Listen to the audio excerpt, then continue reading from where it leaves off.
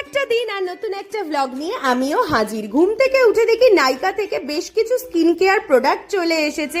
আজ দুপুরে রান্না করার কোনো প্ল্যান নেই, তাই জোম্যাটো থেকে আনিয়ে নিলাম বিরিয়ানি।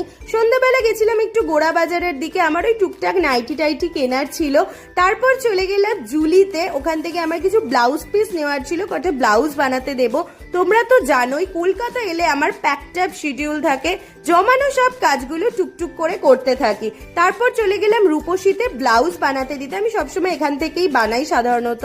আর তারপর চলে গেছিলাম মাছের বাজারে। ও তোমাদের তো বলাই হয়নি, আমার বোন দিল্লি থেকে চলে এসেছে, এখন শ্বশুর বাড়িতে আছে, তবে কাল ফাইনালি আমাদের বাড়িতে আসবে। তাই চলে এসেছিলাম ওর পছন্দ মতো মাছ নিতে।